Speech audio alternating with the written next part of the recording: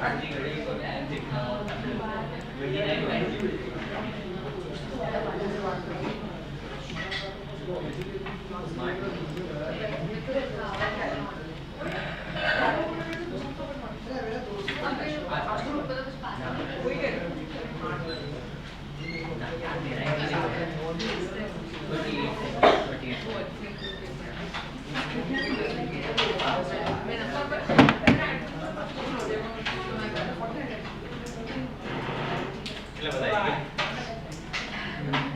બધા પાર્ટી ઘરે ઓનલાઈન કરીને અમુક હશે ઊંઘી ગઈ હશે.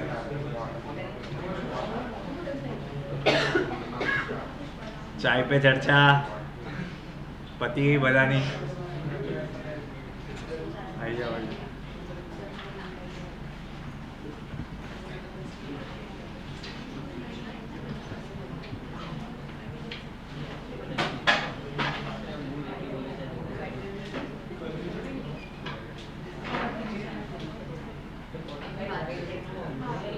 ચાલુ કરીએ.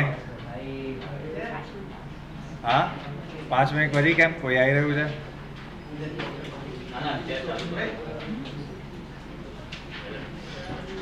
જો મેં આને જોઈ હતી ગઈકાલે સાંજે નીચે, આને જોયો હતો. પછી બીજું કોઈક હતું ખરા? હજુ નહીં. કોઈનો ફેસ જોઈશ એટલે ઓળખી દઈશ બધાનો. અરે ના, you and and there was someone else also. એટલે ખાલી કશું નહીં, નીચે જોયા હતા એમ ગભરાઈ ના જતા, ચિંતા ના કરતા એમ. બીજે કશે હશો તો બી હું કંઈ કહીશ નહીં, આ તો વાત છે. Relax relax. હા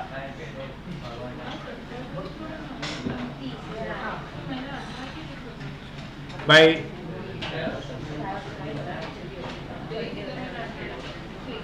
જુઓ,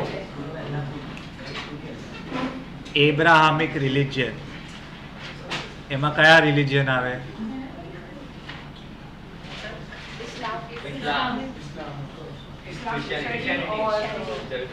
જુદાઇઝમ. હા જુદાઇઝમ બરાબર છે. Jews, Judaism. Okay, the holy trinity of these three religion is called Abrahamic religion. Why? All of them were founded in the same region. બરાબર છે કે નહીં? In and around the region of Jerusalem. ભાઈ વાતો ઓછી કરજો, નહીં તો બધાનું લકી ડ્રો કરી દઈશ. બરાબર? હા. કયા રીજનમાં? જેરુસેલમ વાળું રીજન જે છે એ. બરાબર છે. એ રીજનને during the medieval and late ancient time આપણે લેવાન્ટ બી કહેતા.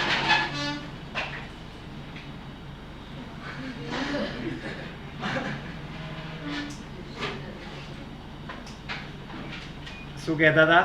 લેવાન્ટ. જેવી રીતના ઈસ્ટ ઇન્ડિયા કંપની બનાવી હતી ને, ક્વીન એલિઝાબેથ વને બનાવી હતી, એની થોડી પહેલા જેમને લેવાન્ટ કંપની બી બનાવી હતી, જે મિડલ ઈસ્ટ રિજનમાં ક્રિએટ કરશે. એ કંપનીનું નામ શું હતું? લેવાન્ટ. આવું હજુ બેકગ્રાઉન્ડ બનાવી રહ્યો છું મેઇન ટોપિક પર આવતા પહેલા. સમજી ગયા કે નહીં? હવે આ રિજનમાં કોઈ બી રિલિજનનું ઓરિજિન થતું હોય, બરાબર છે, એક્સેપ્ટ ફોર અવર. આપણને એવું છે કે આખું આપણું જ હતું પહેલેથી, you know, but never mind. બાકી દરેક વસ્તુ કોઈ જગ્યાથી ફોલો કરવાનું ચાલુ થાય and gradually it expands. It's like club Mahindra membership, you get more and more more and more. મારી માટે તો એવું જ છે. સિમ્પલ શું છે? આ જ છે ને, બીજું શું છે? Please join, our is good, our is good, we will give you the truth, etcetera etcetera, whatever the case may be. So the religion expands, everything expands, it will collide with the other person. So આ ત્રણ લોકો છે ને અંદર વર્ષોથી 2000 વર્ષથી one day match રમ્યા કરતા હોય છે. બરાબર? As it they have continuous conflict among themselves. બરાબર છે? everybody wants to expand. બરાબર છે? આ શું છે? ઓ માય ગોડ 2 પિક્ચરમાંથી તમે શું શીખો છો, that is very important. એમાં એક બેસ્ટ વસ્તુ છે જે મને મારા સરે કીધેલી, હું બહુ નાનો હતો ત્યારે, like Parth, speak anything you want to. But it should be very beautiful to listen. બરાબર છે. હવે હું આવી થોડી વિવાદાસ્પદ વાત બી કેવી આમ થોડી મસ્તીમાં કરી દઉં છું, બરાબર છે કે નહીં? તો સામેવાળાના દિલમાં શું છે, ઠેસ ના પહોંચી જાય, સમજ્યા કે નહીં? બાકી આજકાલ શું છે, મોરલ આઉટરેજ લોકોના વધારે થઈ જાય છે, બરાબર છે કે નહીં? Yesterday I went to moral outrage એટલે સમજો. Yesterday I went to CG road. I wanted to park my car in a parking zone. I wanted to park my car in a parking zone. પણ ત્યાં એક hero એનું Splendor લઈને ઊભો હતો. એટલે મેં એમને કીધું કે હીરો પ્લીઝ તમે ખસશો, કારણ કે મારે આ ગરીબ માણસે ગાડી પાર્ક કરવી છે. He did not move. Ego issues કે તે મને જવા કીધું. પછી હું બી આમ બેસી રહ્યો 5 મિનિટ. પછી એ હીરોની હિરોઈન આવી, હિરોઈન બેસી, પછી ગયો ને પછી આ ગરીબ માણસે એટલે આને કહેવાય મોરલ. આજકાલ emotions R running high, moral is. એટલે આટલી નાની તો આ બધી વસ્તુ તો બરાબર છે. સો આ લોકો શું છે, અંદર ઝઘડ કરતા હતા કે કોની મેમ્બરશિપ વધારે રહે. દરેકને એવું જ હોય, કોઈ બી રિલિજનને, બરાબર, ફેન ફોલોઈંગ હોવું જોઈએ, ધંધો સારો રહે. But over a period of time with the rise of Islam, that Middle East was heavily done. બેસી જા જલ્દી, પાસ કેન્સલ કરાવી દઈશ તારા નેક્સ્ટ યર. બેસી જા. તો that region was then predominated by Islam. Christianity went westward more in the European side. Middle East dominated by, બરાબર છે. But the thing starts that મને ખબર નહીં, આજે ઇઝરાયલ વાળા ગમે તે એમને પોતાને બી ખબર છે that the discrimination Jewish faced, anti-Semitism જે લોકો કહે છે, that was always predominantly in European countries. Not even before that. It were the other dominant power of Europe that used to discriminate with Jews. Not in Middle East. Middle East માં traditionally એ લોકો રહેતા હતા અને as સચ એવા કંઈ issue નહોતા. But આપણે જે ગેટો વર્ડ બી યુઝ કરીએ છીએ, ghetto is specifically meant for one communities that is called Jewish. Because in European countries you will not find them in cohabitation with Christians. Christians will tell them જો આ ઘરની બહાર પેલો ખાંચો દેખાય છે ત્યાં જઈને તમારે રહેવાનું, બરાબર છે. But than so many factors, situation change. હવે Jewish લોકોને કેવું હતું કે અમારું કોઈ ઘર નથી, અમને ઘર આપો. US, UK, our moral leaders, they were like, ચિંતા ના કર, we will give you your homeland. બરાબર છે. તો ક્યાં જોઈએ? તો કે અહીંયા આપી દો. અહીંયા એટલે 11th માં મેડિટેરિયન સીનો જે પાર્ટ છે, તમે જે ઇઝરાયલને જોવો છો ત્યાં, બરાબર છે. અમુક વસ્તુ યાદ રાખવાની છે, બધા ફેક્ટ્સ. આ મેં તમને બેકગ્રાઉન્ડ કહી દીધું ને, તો બધું હવામાં ઉડે.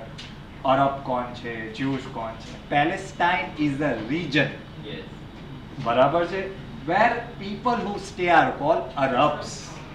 કરેક્ટ? યાદ રાખજો, પેલેસ્ટાઇન તો જગ્યાનું નામ છે, બરાબર છે. લોકો જે છે એનું નામ શું છે? અરબ્સ, બરાબર છે. ચલો, કહાની અમુક વસ્તુ તમને લખાવો એ તમે લખો.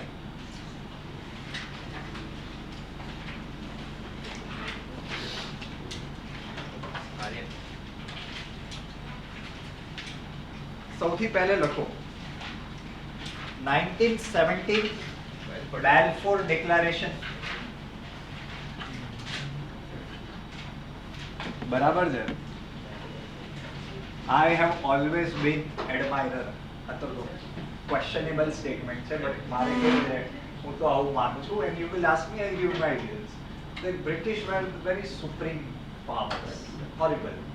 Because you know, even right now, either directly or indirectly, they manages your affairs. Directly or indirectly. You are still totally not independent and not be anybody. બરાબર છે. Balfour Declaration. કેમ?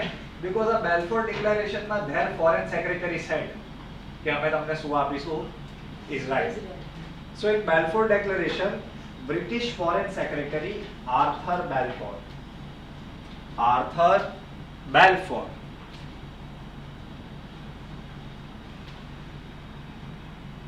he offered official support of Britain official support of Britain that Jewish should have their own homeland. अंदर अंदर बातों ना था, बीजी बार बोलिश नहीं. Under Palestine મતલબ they should have there national home. અને બી ક્યાં?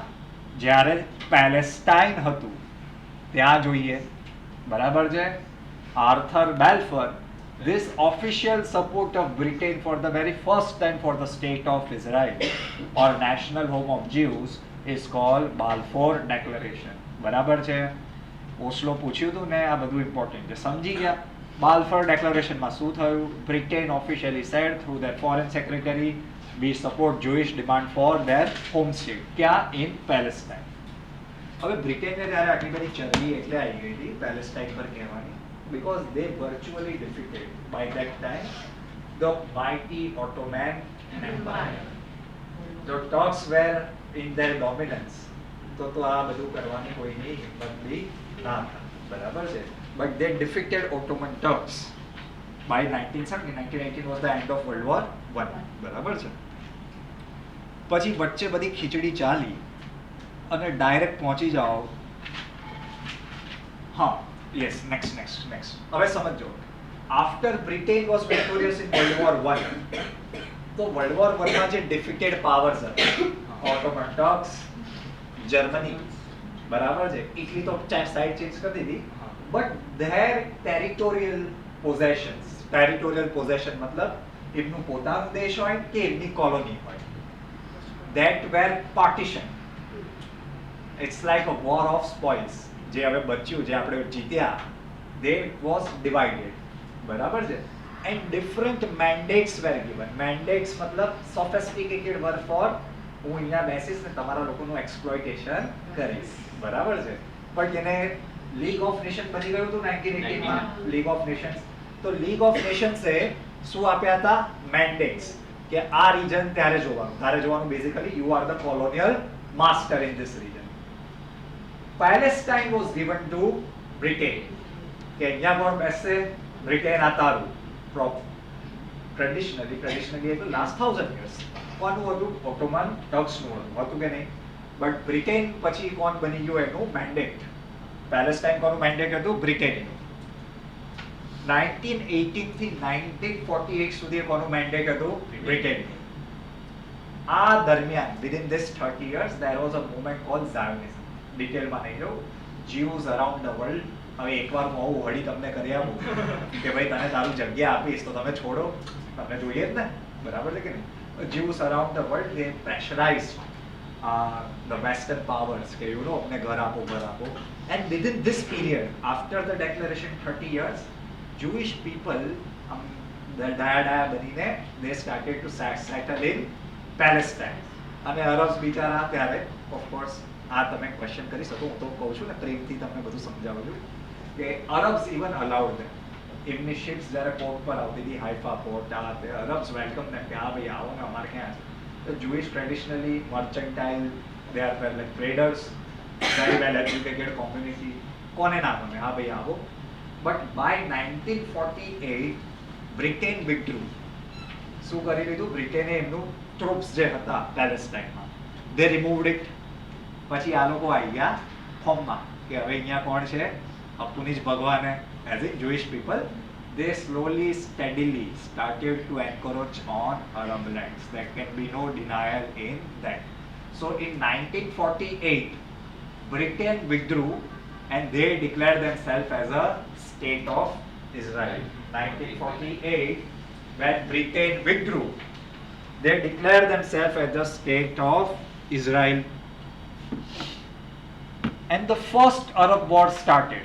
First Arab war. કારણ કે તમે આવું કહી દો કે હવે તો અહીંયા અમે ઇઝરાયલ બનાવી દીધું છે, તો there is but definite કે શું થશે. અને હવે ઇમેજિન કરો, this case just like India Pakistan went to United Nations. United nation એટલે ત્યાં જવાનું, ભજીયા વડાપાવ બર્ગર ખાવાના, વાતો કરવાની, શાંતિ બનાવો.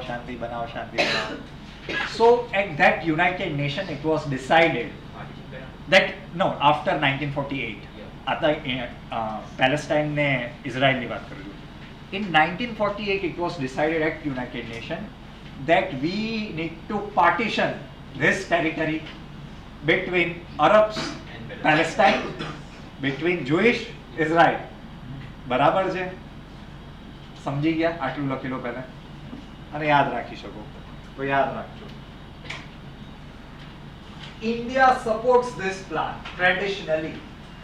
આજે બી એકચ્યુઅલી લોકો જે અત્યારે અહીંયા બહુ નેશનલિસ્ટિક લોકો છે, ખુજલીવાળા લોકો જે બધા જ છે આમ તો, એ લોકો એવું સમજે છે કે India should support for Israel. So they in a way interpret that we don't support the cause of Palestine. Total stupidity. We on record still say that we support two-state theory. Okay, हमने Palestine, we will always support Palestine cause. At the same time Israel. બાકી none of our founding fathers, તમે એમાં મહાત્મા ગાંધી તો ના કહેવાય, નહેરુ ના કહેવાય, સરદાર પટેલ, હા એ તો બધાના ફેવરિટ છે એટલે એનું નામ લઈ લો. They all supported, they all did not support this at all. They consider this lands as to be Arab lands. કે this is તમે આ શું કરી રહ્યા છો કે તમે ત્યાંથી બોલાય અને now you are declaring કે ભાઈ they were never in favor of this. Okay, હવે આગળ જઈએ. 1948 અરબ વોર.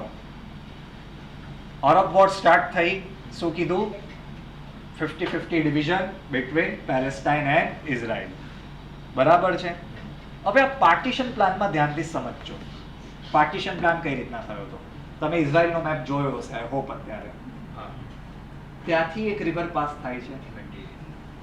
એની જે વેસ્ટ બેંક છે, વેસ્ટ મતલબ વેસ્ટર્ન સાઇડ ઓફનો પોર્શન, એ કોનો પોર્શન છે? Palestine and Gaza strip. તો આ બે રીજન કોના? આટલા મોટા ઇઝરાયલમાં અરબ લોકોનું પેલેસ્ટાઇન. કયું? West Bank and Gaza Strip. અને બીજો થોડો રીજન ઉપરનો. બરાબર છે? એટલે બાકી બધું વચ્ચેનું કોણ? ઇઝરાયલ.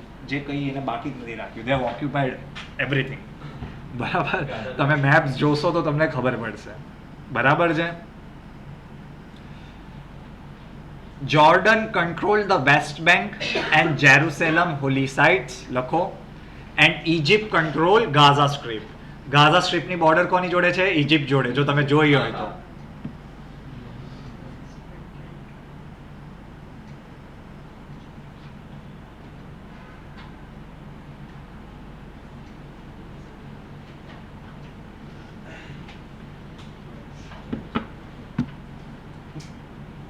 વેસ્ટ બેંક કોણ કંટ્રોલ કરે છે?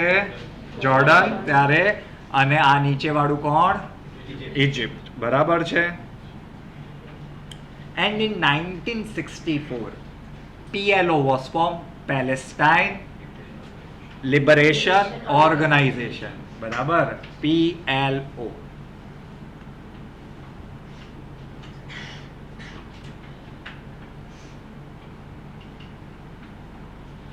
What was the aim of PLO? ધ્યાનથી સાંભળજો.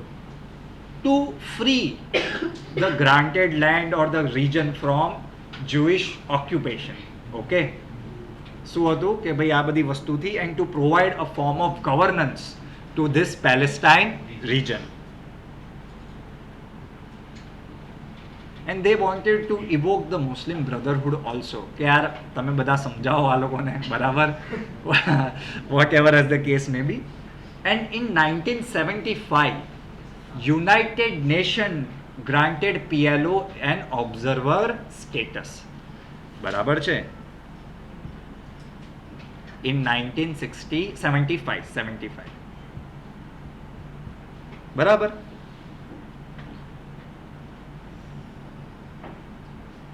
PLO બન્યું 64 માં. In 1967 હજુ હવે આવશે. ઇઝરાયલ લોન્ચ્ડ અ પ્રીએમ્પ્ટિવ સ્ટ્રાઇક. પ્રીએમ્પ્ટિવ એટલે બહુ બધું સરસ વર્ડ છે. કેટલા સરસ છે. બેઝિકલી એમનું એવું કહેવું હતું કે આ લોકો મારા ઉપર અટેક કરે એની પહેલા હું એમને ઉપર અટેક કરી દઉં. કેટલું સરસ લાગ્યું તમને? બરાબર? And they attack together on Egypt, Palestine and this Jordan. Syria. Okay, Jordan. Everywhere in all this region, they attacked in 1967, which we call 6-day war. 1967 માં શું થયું? 6-day war. હવે મજા આવશે, સાંભળજો. બધું સ્ટોરી જ છે, બધા ફેક્ટ્સ લખી નાખો, યાદ રાખી નાખો, તમને બધા ક્વેશ્ચન આવડશે. 6 ડે વોર થયું તો ઇજિપ્તનો એક પાર્ટ છે સિનાઈ પેનિન્સ્યુલા, એ ઇઝરાયલે લઈ લીધું. ગોલન હાઇટ્સ મેં લાસ્ટ લેક્ચરમાં કીધું હતું, એ કોનું છે? સિરિયાનું, એ બી લઈ લીધું. ગાઝા સ્ક્રિપ્ટ ઇજિપ્ત જોડેથી લઈ લીધું, ગાઝા સ્ક્રિપ્ટ એ બી ઇજિપ્ત જોડેથી લઈ લીધું. અને જે વેસ્ટ બેંક ને ઈસ્ટ જેરુસલેમ હતું એ બી લઈ લીધું જોર્ડન જોડે.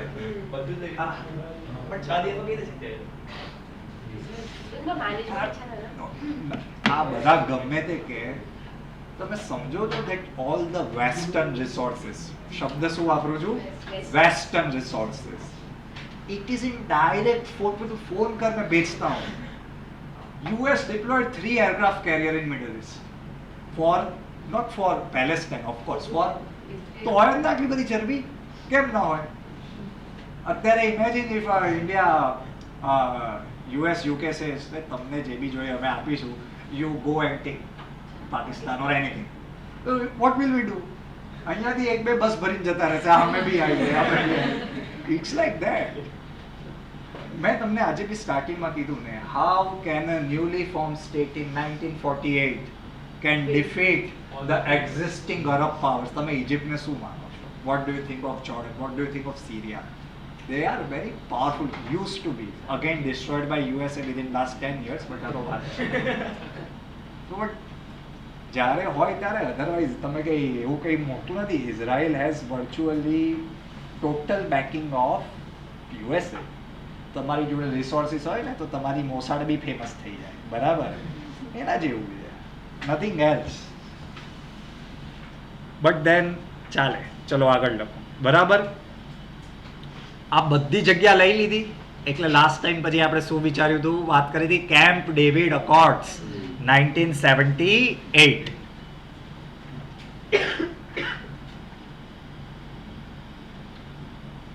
એનું નામ શું હતું ઓફિશિયલ કેમ્પ ડેવિડ અકોર્ડ્સનું? Framework for peace in Middle east.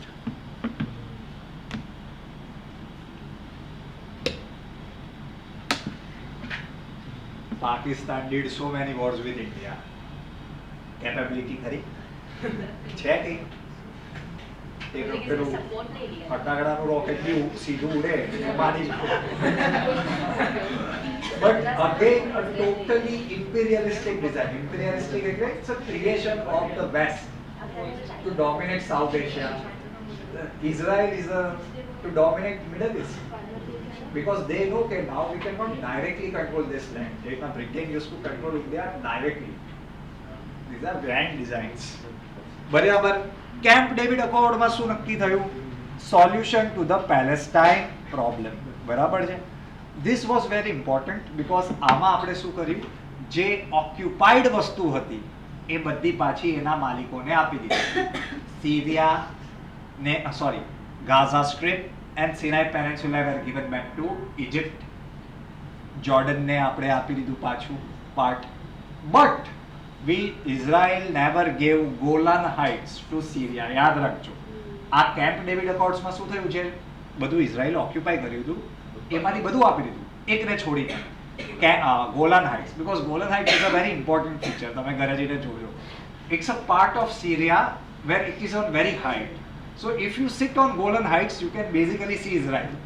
અને પછી આ સિરિયાના આર્મીવાળા ત્યાં જઈને થોડી મસ્તી કરતા હતા, પેલી 2-3 મિસાઇલ છોડતા, થોડું ફાયરિંગ બાયરિંગ કરતા, બરાબર?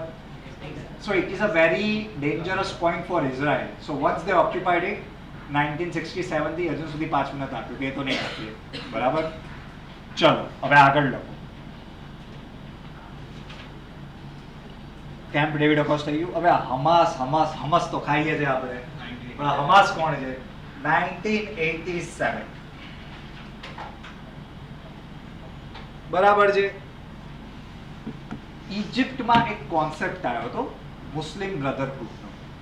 આ એનું આપણે કહીએ એક પરવર્ટેડ ફોર્મ છે, as in they are very much violent, બરાબર છે? શું નામ છે? Hamas. 1987 offshoot of Muslim Brotherhood of Egypt, બરાબર છે?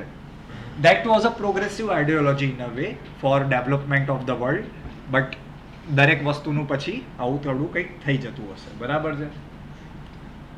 હવે હમસમાં એવું છે કે યુએસ ગવર્મેન્ટ ડિક્લેર ધેમ ટેરરિસ્ટ ઓર્ગેનાઇઝેશન, એ તો ઓબ્વિયસલી વસ્તુ છે, બરાબર છે.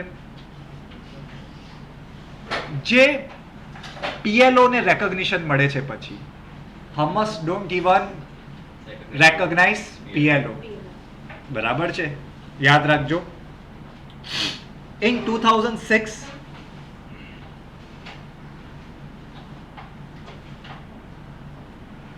Hamas won the Palestinian Authority elections, PLA, or Palestine Authority Legislative Election.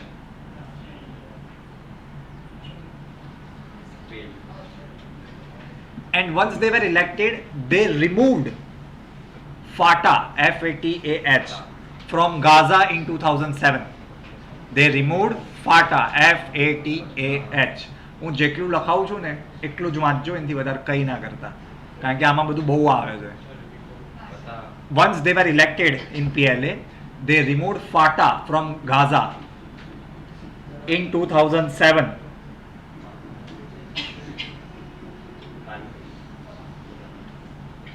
उसके कारण क्या हो गया, दोनों टेरिटरी में भी डिवीजन हो गया. गाजा में कौन चलता है, हमस वाले. वेस्ट बैंक में कौन चलता है, पीएलए वाले, पीएलओ. समझ रहे हो, पॉलिटिकली भी डिवाइडेड, जोग्राफिकली भी डिवाइडेड. इसलिए अभी इजराइल जो भी मस्ती कर रहा है कहां पे कर रहा है, गाजा में, क्योंकि गाजा में कौन लोग बैठे हैं, हमास वाले. ठीक है. फिर 1987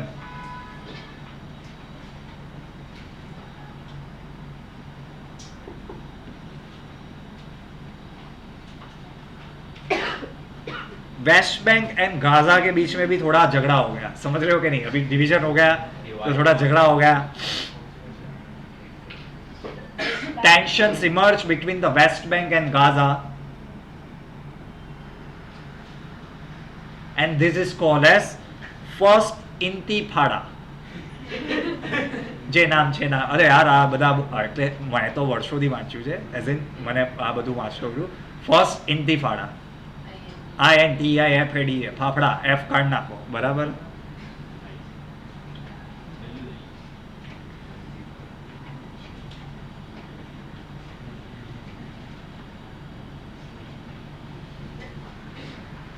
ચલો આ ઇન્તિફાડા થઈ ગયું, આ થઈ ગયું 1987. હા, 1993 ઓસ્લો એકોર્ડ્સ. ગઈકાલ ક્વેશ્ચન આપ્યો હશે કે નહીં આપ્યો હોય.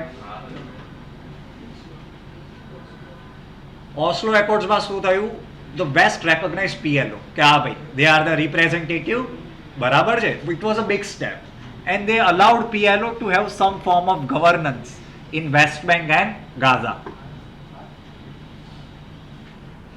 પેલા કોણ છે આ વાતો કોણ કરે છે,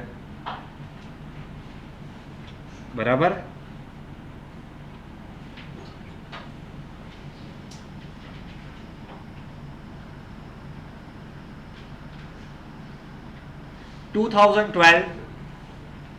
United Nations upgrade Palestinian representation to non-member observer state. उनको क्या बना दिया 2012 में, non-member observer state. This is different from the one they granted before.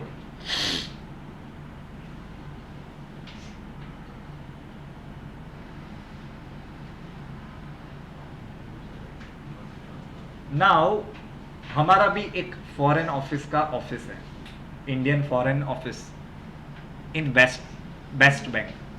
कौन सी सिटी में, रामल्ला. याद रखना, लिख लो. देखो कितना प्यार है, नाम देखो कितना अच्छा है, मुझे तो ये अच्छा लगता है, रामल्ला. ठीक है, नाम है, मैं क्या करूँ. ठीक है, पहले मैंने नहीं किया भाई ये सब.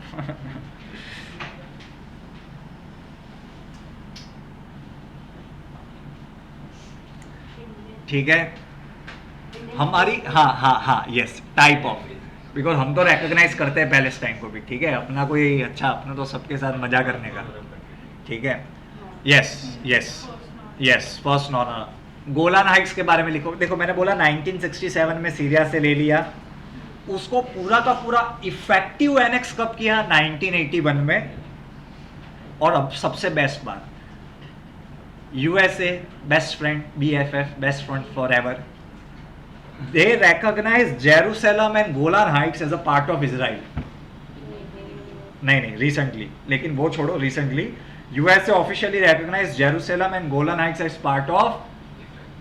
सालों से पता है, हर एक बंदे को पता है कि गोलन हाइट्स किसका पार्ट है, सीरिया का, बट अभी यूएस ने बोल दिया तो फिर बात खत्म। भाई भाई છે બરાબર છે કે નહીં?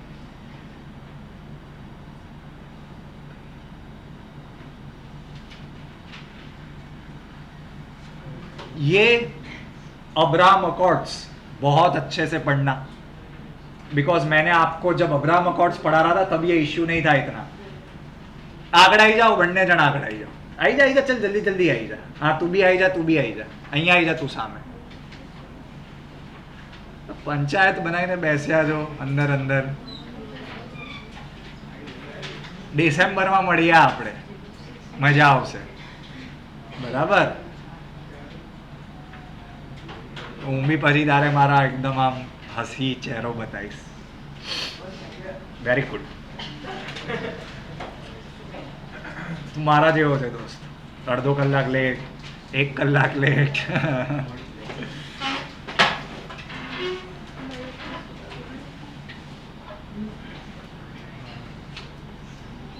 बराबर,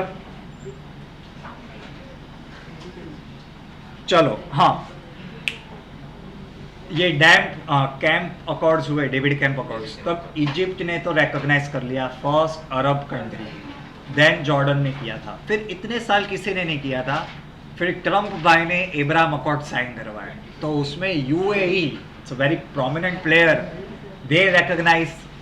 उसके बाद में किसने रिकॉग्नाइज किया था मैं भूल गया, Bahrain, and then even Morocco, they all recognise Israel. ठीक है, अभी और इंफॉर्मेशन लिखो, और करना है, थोड़े और फैक्ट्स है पक्का। वो तो 1978 में ही कर लिया था, वो सिनाई पेनिनसुला चाहिए ना, इतना बड़ा पेनिनसुला है। ठीक है, चलो, David Ben Gurion, very important name, the head of the Jewish agency. David પછી બેન, આપણે બેન કહીએ ને, બેન અને ગુરિયો, ગુરિયોની જગ્યા ગુરિયો, the head of the Jewish agency, उसने मई 14 को बोल दिया, 1948 मई 14 कि आज से हम लोग इधर ही पार्टी करेंगे। ठीक है, यस। और तुरंत यूएस प्रेसिडेंट कौन था 1948 में जिसने एटम बॉम्ब गिरवाया, वो कौन था? वेरी गुड, गलत आंसर है, रूजवेल्ट 1945 में गुजर गए। हैरी एस ट्रूमैन, ही रिकॉग्नाइज कि हाँ भाई इजराइल बना दो उनका। ठीक है,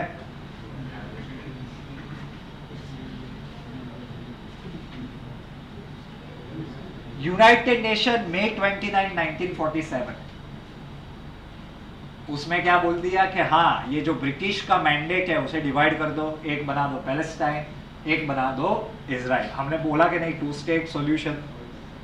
ठीक है,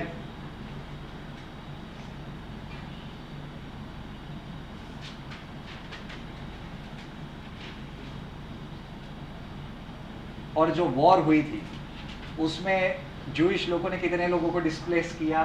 1 मिलियन सॉरी 8 लाख પેલેસ્ટીન पे આટલી ટેરિટરી છે, હવે 8 લાખ લોકોને શું કરી દીધા? ડિસ્પ્લેસ્ડ। બટ अच्छे बच्चे આપણે શું યાદ કરવાનું કે ઓહો હોલોકાસ્ટ, ઓહો બરાબર છે। Imagine they are doing the same thing, છે કે ડિફરન્સ? નથિંગ, ઇટ્સ સેમ, બરાબર છે। હવે એબ્રામ નથી ભણાવતો, હો, જેકબ બેકબ એ બધું, that's the religious side of these things। બસ પતી ગયું, બસ બરાબર છે।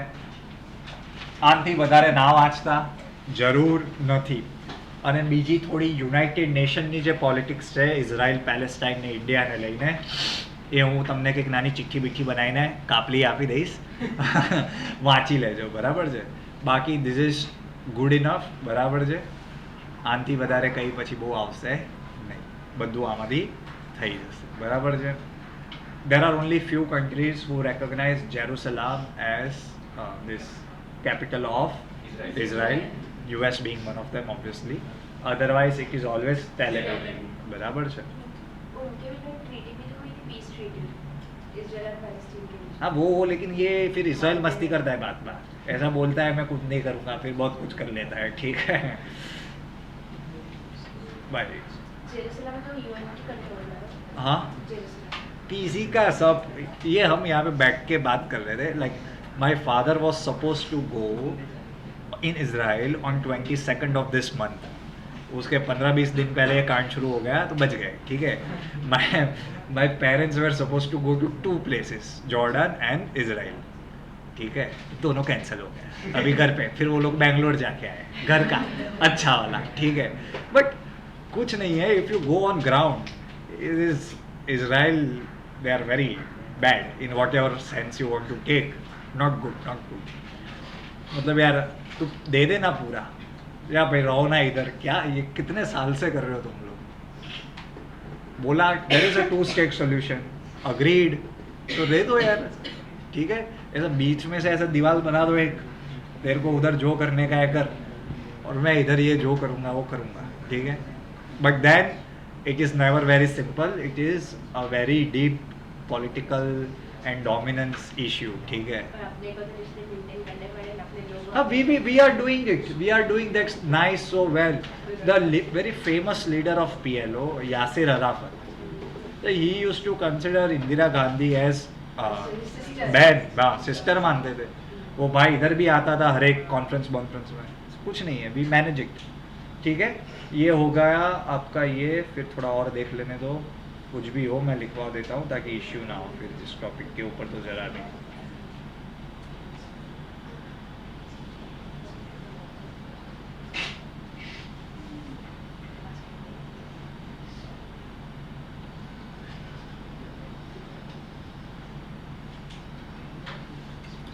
एक और लिख लेना, Sikes-picot agreement. Sykes-Picot agreement.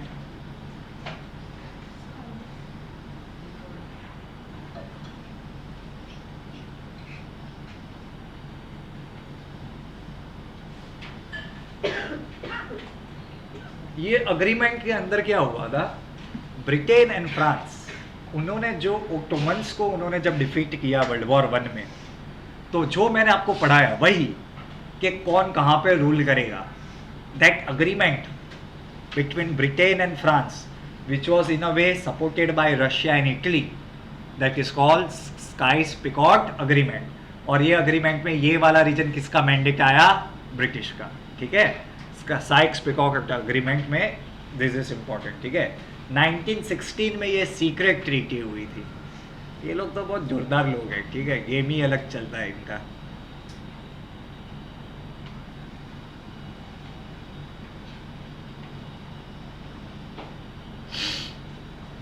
The British mandate okay हो गया. Eastern Jerusalem. अभी मैं एक चीज़ कह रहा हूँ, ध्यान से याद रखना. घर पे जाके इजराइल का मैप ध्यान से देखो कि इजराइल का बॉर्डर किसके साथ लगता है, किसके साथ नहीं लगता है. सी ऑफ गैली किधर आया लिखो. सी ऑफ गैली, GALLIE. डेड सी किधर आया वो देखो.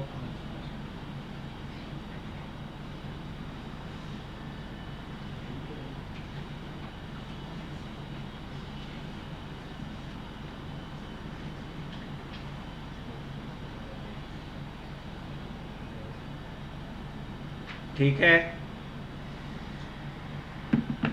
चलो बस एक और क्वेश्चन लिख लो. Al Aqsa mosque which is the 3rd holiest shrine in Islam, okay, after Mecca Medina. And mount कौन सा है जूइश के लिए? कोई इतना इंपॉर्टेंट है? जेरूसलम लिखो. हाँ लिख लो पहले उतना. गूगल करीन शोधित दोस्त. माउंट वॉल, वो ये सब जूइश लोगों के लिए काफ़ी इम्पोर्टेंट है. And even it is very important for Christians. ठीक है. So that will be all. ठीक है, बाकी का कुछ है वो थोड़ा ज़्यादा यूनाइटेड नेशन के एंगल से है। ठीक है, वो मैं बाद में कुछ बना के आपको दे दूंगा। ठीक है, चलो भाई आगे लिखो। If I ask you one simple question, Chandrayaan 3 land कब हुआ मून पे? 21 2000? गलत जवाब, 23। मतलब समझ रहे हो आपके साथ धोखा कैसा होगा एग्जाम में। मैंने आपको इतना बड़ा न्यूज़ का इतना आसान सवाल पूछा कि कब लैंड हुआ, और मैं अंदर 21, 22, 23, 24 ही डालने वाला था। आप सब लोग क्या लिख के आते हैं? 23 अगस्त। उस डे को हम क्या बोलेंगे? National science day. अब मने खबर है, तमे श्योर छो ने? हाँ, चलो वेरी गुड, सरस। चंद्रयान 1 कब लॉन्च किया था? 2001 लिखो। चंद्रयान 1 के बारे में थोड़ी इंफॉर्मेशन लिखो। ये पुराना वाला पूछ ले तो लोचा हो जाएगा।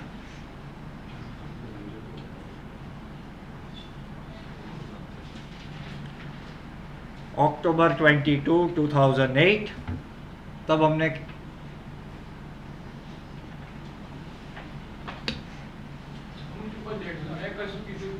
આંખોના ઈશારા આપણે કરીએ સારું ના લાગે, બરાબર? कौन सा रॉकेट था? PSLV XL, polar satellite long vehicle extra large.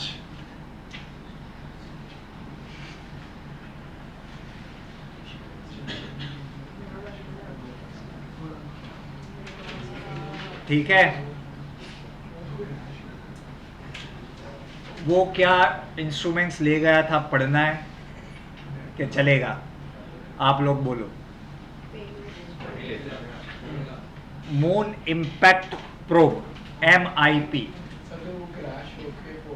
अरे छोकरा, આપણે તો પહેલા વાળા પર મોકલ્યો છું ને। પહેલા વાળા તો ખાલી શું હતું, ત્યાં જઈને ફોટોગ્રાફી કરતું હતું, નીચે બી નતું ગયું। ઓકે,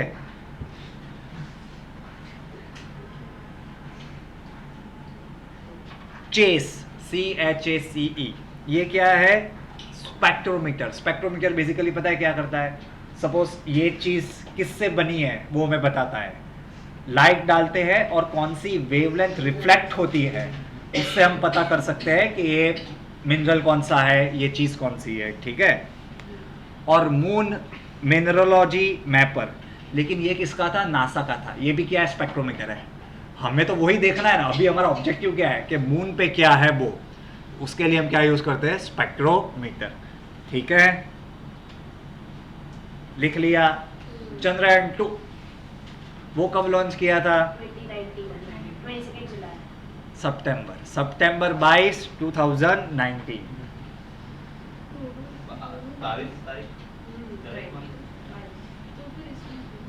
सितंबर 22, 2019। अभी इसमें भी हमारा अरमान तो ऐसा ही था कि लैंडिंग करेगा, रोवर निकलेगा।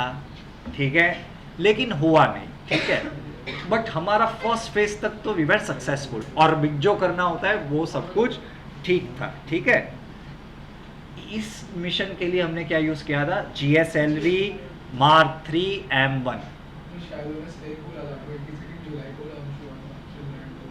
हाँ सर, लॉन्च तो तब हुआ था। सितंबर में तो लैंड हुआ था। तो इसमें गलत लिखा है, तो फिर पक्का हाँ पक्का। गूगल कर लिया तो लिख लो जुलाई, क्योंकि मैंने जहाँ पे कॉपी करके लिखा है तो मैंने तो सितंबर 22 लिखा है। ठीक है, हो सकता है। Thank you. सर चंद्रयान 22 अक्टूबर को हुआ था।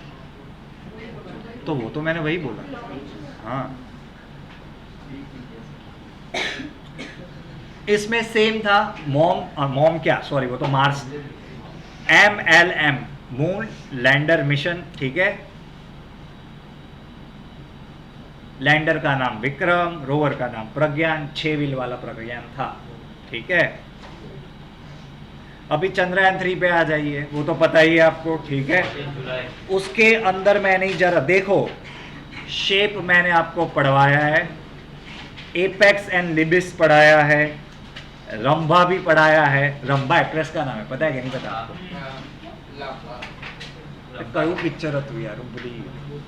પેલું જીજાજી કહેંગે સબ માનુંગા, યાદ નથી આવી રહ્યું, આવશે એટલે કહીશ. બંધન કોણ બોલ્યું? બંધન. અરે વેરી ગુડ यार, इम्प्रेस्ड. चास्ट, CHASTE वो भी पढ़ाया है, इल्सा भी पढ़ाया है और पैसिव LRA भी पढ़ाया है. ठीक है, हमने 7 से 8 कंपोनेंट्स पढ़े थे जो उसके साथ गए थे. ठीक है, उसका लॉन्च व्हीकल मार्क 3 LVM-3 था, लॉन्च व्हीकल. ठीक है, चंद्रयान 1 कहाँ पे गया था? नॉर्थ पोल स्टडी करने गया था. Presence of water and atmosphere on moon ये पढ़ने गया था. ठीक है, जब हम गए, चंद्रयान 1 की बात कर रहा हूँ, India became the 5th country. ठीक है, टू गो देयर.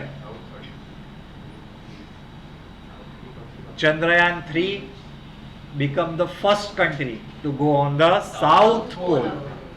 अगर ये साउथ पोल वाला ना बोले और उसके अलावा पूछे तो आंसर चेंज हो जाएगा. ठीक है, India become the 4th country, अभी ध्यान से सुनना, to land a rover on to reach the surface of the moon. समझ रहे हो कि नहीं? साउथ पोल बोले फर्स्ट, टोटल ऊपर जाने का 4th, after US, Russia and China.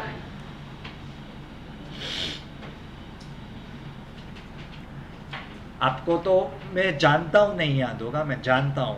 ठीक है, हम क्यों साउथ पोल गए उसका एक मेजर रीजन पढ़ाया था मैंने.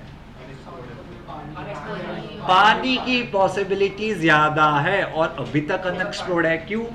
मैंने रीजन दिया था, it is in the far side of moon. वहां पे सनलाइट नहीं जाता, इसलिए वहां पे वाटर मॉलिक्यूल्स की पॉसिबिलिटी क्या है? ज्यादा है.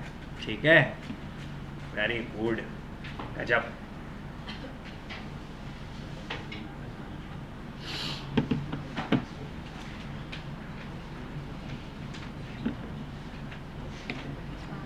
Who coined the term BRICS?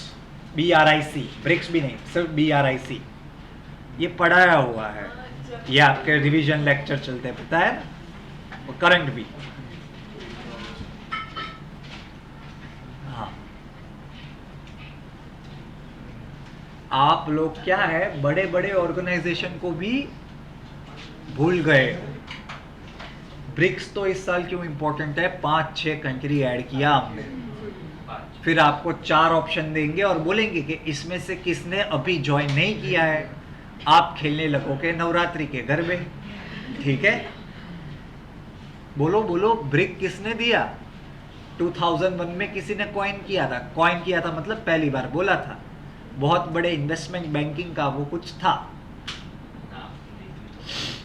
જોઈને તો બધું આવડે.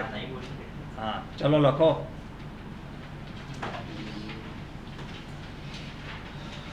फिफ्टींथ ब्रिक्स समिट कहाँ पे हुई थी? गलत जवाब, जोहानिसबर्ग. આમ નહીં, અલા આટલો સિમ્પલ ક્વેશ્ચન नहीं આવડતો. यस मोनिष्का, यू आर करेक्ट, आपका आंसर सही है.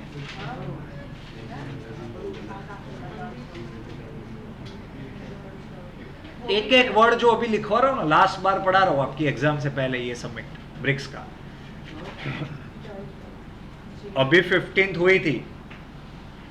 ओ नील करके गोल्डमैन सैक, मैंने तब भी पढ़ाया था, उसने 2001 में बोला था कि this country will dominate the economy in the coming year. कौन सी? BRIC, Brazil, Russia, India, China.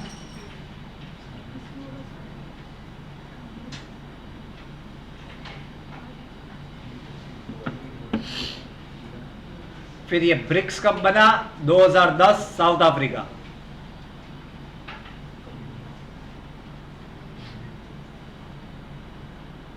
ठीक है, आज की डेट में BRICS represent 41% of world population. देखो अभी ये जो डिजिट्स है ना, ये हिलती डुलती रहती है. किसी और पब्लिकेशन में कुछ और लिखा होगा, 5 ज्यादा या 5 कम. ठीक है, 24% का वर्ल्ड जीडीपी बताता है ये ग्रुप ब्रिक्स का. 16% in world trade,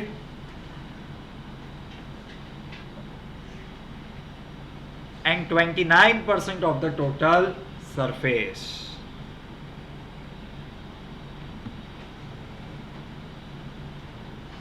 अभी तक तो ब्रिक्स था, ग्रुप की बात कर रहा हूं, बैंक की बात नहीं कर रहा, अभी वो अलग है, ठीक है। अभी इसमें पार्टी करने के लिए सब बोर हो गए होंगे शायद, तो नए लोग भी तो चाहिए, मजा आता है। तो नया कौन कौन आ रहा है? साउथ अमेरिका से शुरू करते हैं लॉजिकली। तो साउथ अमेरिका का सबसे नीचे वाला कंट्री, नीचे एज इन जोग्राफिकली, मैसी का घर अर्जेंटीना। फिर इधर इधर इधर इधर इधर आने का, तो फिर अफ्रीका बीच में आएगा कि नहीं आएगा? आएगा ना। तो अफ्रीका में सबसे पहले लिखने का,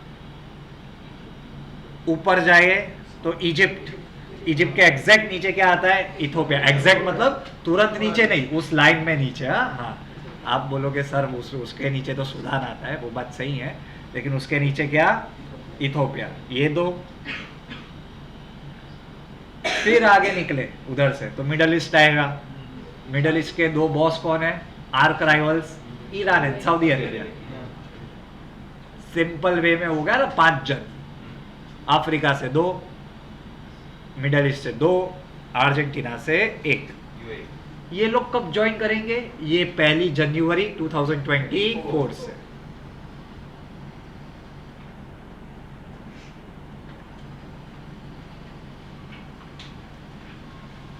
मैंने पहले इन डिटेल में करवाया था, अभी इस नोट्स में नहीं है, कि ब्रिक का एक बैंक बनाया है, न्यू डेवलपमेंट बैंक, शंघाई में, ठीक है। उसका प्रेसिडेंट वाइस प्रेसिडेंट देख लो, ठीक है। अभी तो ब्राज़ील के कोई है, मैं नाम याद नहीं आ रहा, क्योंकि वो भी पढ़ा है मैंने, मुझे याद नहीं आ रहा नाम, ठीक है।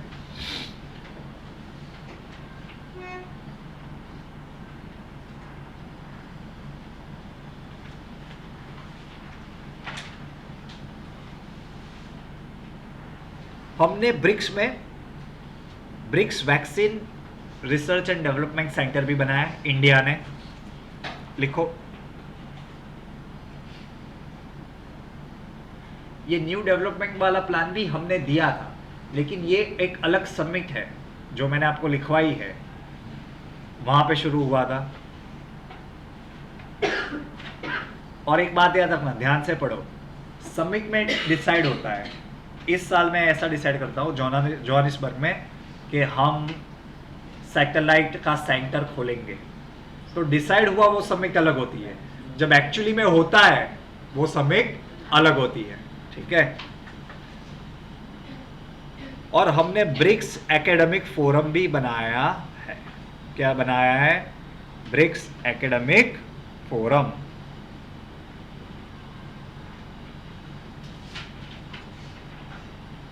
ये ब्रिक्स जो है, उधर क्या है, झगड़ा हो जाता है हमारा, ऑब्वियस है। अंदर कौन बैठता है पार्टी करने? चाइना बैठता है कि नहीं बैठता?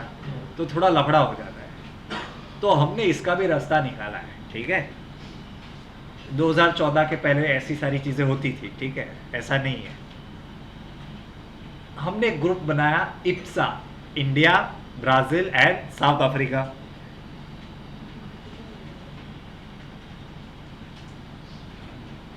in 2004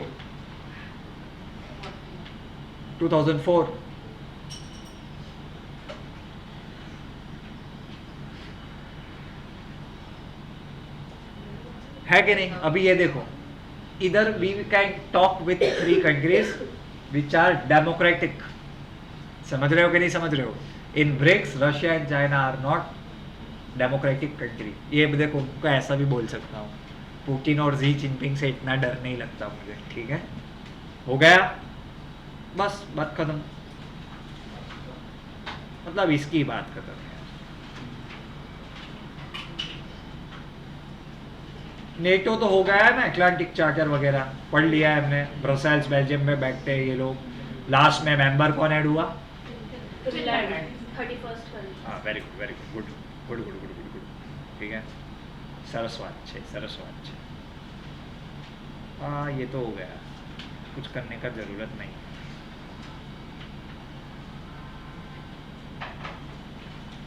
हाँ, India will host the next quad summit in 2024, ये लिखो भाई। India will host the next quad summit 2024. It is a informal security dialogue. Informal security dialogue, very important. क्या बात करते हैं इसमें? सिर्फ और सिर्फ सिक्योरिटी की, ठीक है। कौन 4 लोग बैठते हैं इधर? Japan, Australia, India, US. It is not a military alliance, ठीक है। 25% world GDP, sorry world population, ये 4 कंट्री का है। 30 ट्रिलियन का जीडीपी है। कितना? 30 ट्रिलियन का।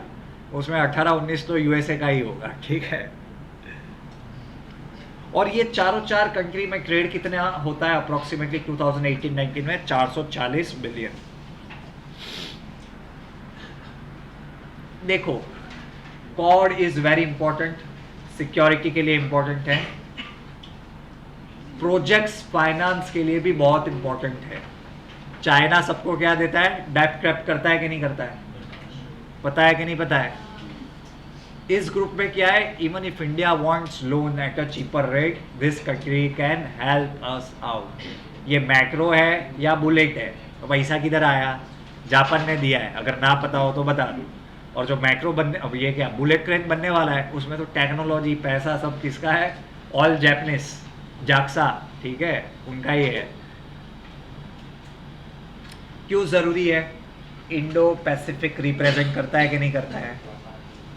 पैसिफिक कौन रिप्रेजेंट करेगा? Japan and Australia and USA. India में कौन रिप्रेजेंट करेगा? इंडिया। इससे किसको काउंटर करना है? चाइना, साउथ चाइना सी वाला एंगल, ठीक है कि नहीं है? चलो आगे लिखो। क्वाड समिट 2023 कहाँ पे हुई थी? हिरोशिमा में।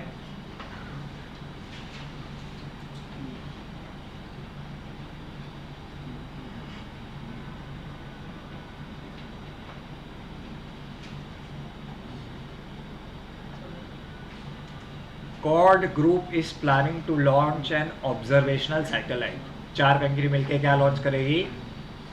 ऑब्जर्वेशनल सैटेलाइट क्या करता है? सी चेंजेस, एटमॉस्फेरिक चेंजेस को ट्रांसमिट करता है बेसिकली, ताकि हम हमारी एक्सरसाइज मैच कर सके। फिर हमने क्या किया है? क्वाड ह्यूमैनिटेरियन असिस्टेंस प्रोग्राम, वो भी करते हैं हम। HADR जो कहते हैं, humanitarian assistance and disaster response, ठीक है। सैटेलाइट डेटा भेजेगा तो डेटा पोर्टल भी बनाएंगे। ये बहुत इंपॉर्टेंट है बिकॉज हमने ये सारी चीज़ें ब्रिक्स के लिए भी की थी, ठीक है।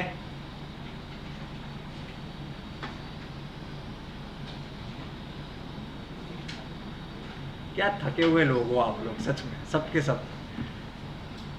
मैं दूसरा लेक्चर ले रहा हूँ और आप लोग देखो टायर्ड। चलो next. Recently eight which place, पढ़ाया हुआ है, सवाल ही पूछ रहा हूँ। Indigenously made a PHWR reactor attend, क्या अटेंड किया था? क्रिटिकलिटी। PHWR तो आप भूल गए होगे, प्रेशराइज हैवी वाटर रिएक्टर। मतलब मैं किसकी बात कर रहा हूँ? Nuclear plant. और ये आपको शर्म आनी चाहिए क्योंकि मैंने आपको बोला था कि ये तो गुजरात में है, मैं काकरापार की बात कर रहा था। और मैंने आपको बताया था क्रिटिकलिटी का मतलब क्या होता है। जब आप इलेक्ट्रिसिटी जनरेट करने लगो from a nuclear power plant, तब हम उसे क्या कहते हैं? क्रिटिकलिटी, ठीक है। और ये इसके लिए इंपॉर्टेंट था because it was a indigenously developed PHWR reactor. इतना लिख लो, एक लाइन में कम से कम याद रहेगा।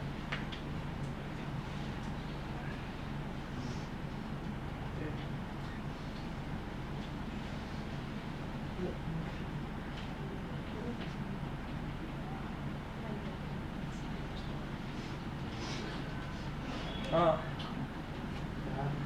मेरे क्वेश्चन में फ्रेमिंग में गलती हुई है, इंफॉर्मेशन सही है। क्रिटिकलिटी तो अचीव कर ली थी बहुत पहले। क्रिटिकली का मतलब क्या होता है, जो मैंने बोला वही, बट फुल वो क्या था, फुल ऑपरेशनल पावर रिसेंटली हमने अचीव किया, ठीक है, ये इंपॉर्टेंट है। इसके ऊपर न्यूज़ आया था दैट क्रिटिकलिटी हमने 2020 में अचीव कर ली थी, लेकिन जो फुल जो उसकी कैपेसिटी होती है, यस फुल कैपेसिटी, वो अभी हमने अचीव किया, ठीक है।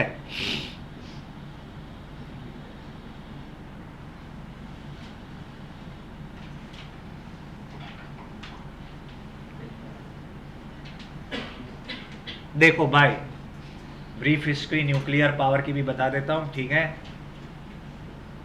चलो किसी की तारीफ नहीं करनी, किसी को बुरा लग जाएगा, नहीं तो इसलिए नहीं करता हूँ, ठीक है। But we have always been very scientifically inclined, भले हमारे पास पैसा उतना नहीं था, but there were people who thought it was much necessary, ठीक है।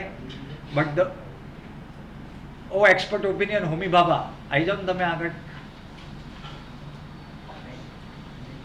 હા ના, એટલે તું આમ 3 સ્ટેજ ન્યુક્લિયર રિએક્ટર સમજાવતો હોય તો વાંધો નહીં, મને મારા ગળાને બી થોડું સારું રહેશે, બરાબર। We do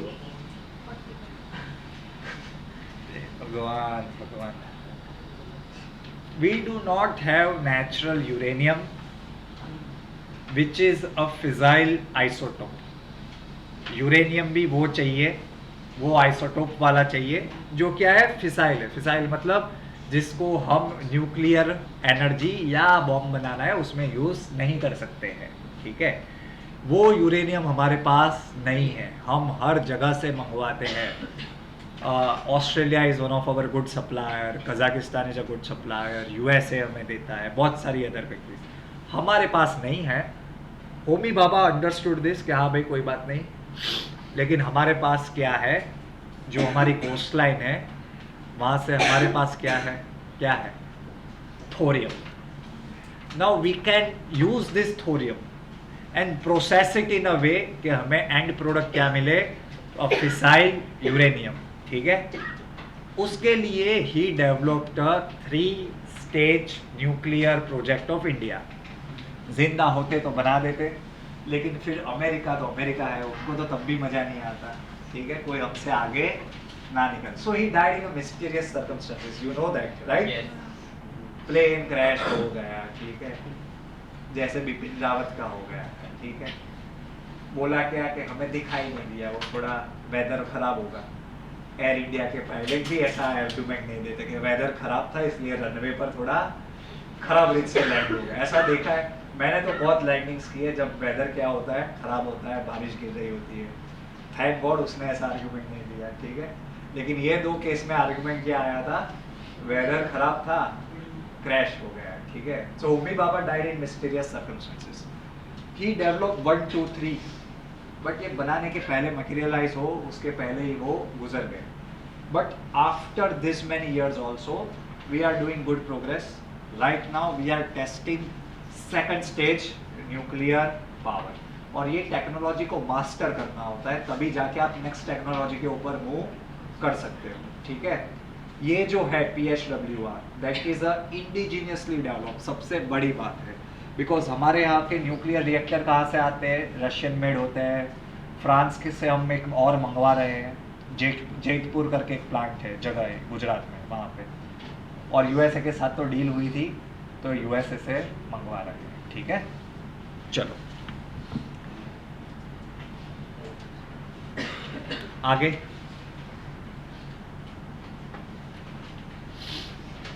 fifth regional meeting कहाँ पे हुई थी, इंटरनेशनल सोलर अलायंस की, मजा आएगा। Very good very good. 2 हफ्ते पहले पढ़ाया था और डिटेल में पढ़ाया था। फ्रांकोइस हॉलैंड भी आपको याद नहीं होगा, ये कौन है François Holland? François Holland and prime minister Modi ने साथ मिलके इंटरनेशनल सोलर अलायंस लॉन्च किया था, पेरिस डील। और ये जो 5th मीटिंग हुई थी रीजनल, वो कहाँ पे हुई थी, रवांडा की गाली। तो आप लोग क्या करते हो, ऐसा क्लास में आते हो, फिर आप स्वामी विवेकानंद सब ऐसे सुन के आपको खतरनाक रजिस्टर हो जाता है। नहीं, लिख रहे हो तो पढ़ते हो कि नहीं पढ़ते हो?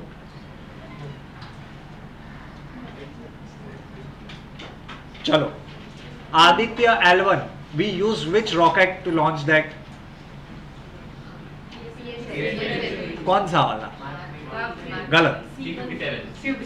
C-57, वेरी गुड, ठीक है।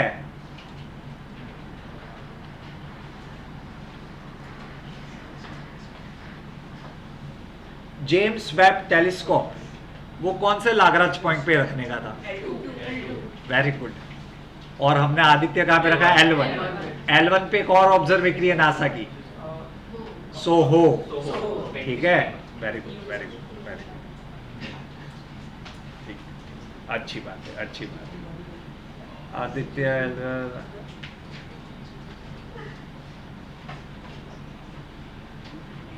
ये लास्ट टाइम ग्रेविटेशनल वेव्स जब पढ़ा रहा था तब मैंने आपको GMRT के बारे में पढ़ाया था, है ना, ग्रेविटेशनल रिसर्च, और वो वाला जो इंडिया में थी और फिर उसे अपग्रेड। एक और लिखो, लीगो लिखो, LIGO, laser interferometer gravitational wave observatory, laser interferometer gravitational wave observatory, short में क्या है? लीगो। जब भी आपको इंटरफेरोमीटर देखे ना तो याद रखना ये हमने ग्रेविटेशनल वेव्स डिटेक्ट करने के लिए बनाई ऑब्जर्वेटरी होगी। मैंने आपको बहुत अच्छे से ग्रेविटेशनल वेव्स समझाए थे, आई होप आपको याद हो। लास्ट लेक्चर की बात कर रहा हूँ जो मैंने यहाँ पे लिया था, ठीक है। શું થયું ભાઈ? लेजर इंटरफेरो ग्रेविटेशनल ऑब्जर्वेटरी, वो भी ऐसे लिखना होता है, ऑब्जर्वेटरी, ठीक है। इंडिया में हम कहाँ पे बनाएंगे? It is the planned and the most advanced जो हम इंडिया में बनाएंगे। कहाँ पे बनाएंगे? हिंगोली इन महाराष्ट्र।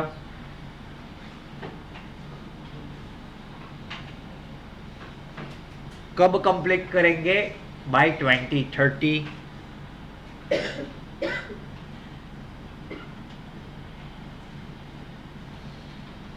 बिल्ड कौन करेगा? Department of atomic energy and science and technology. एक डिपार्टमेंट कौन सा है? एटॉमिक एनर्जी, दूसरा किसका है? साइंस एंड टेक्नोलॉजी, ठीक है।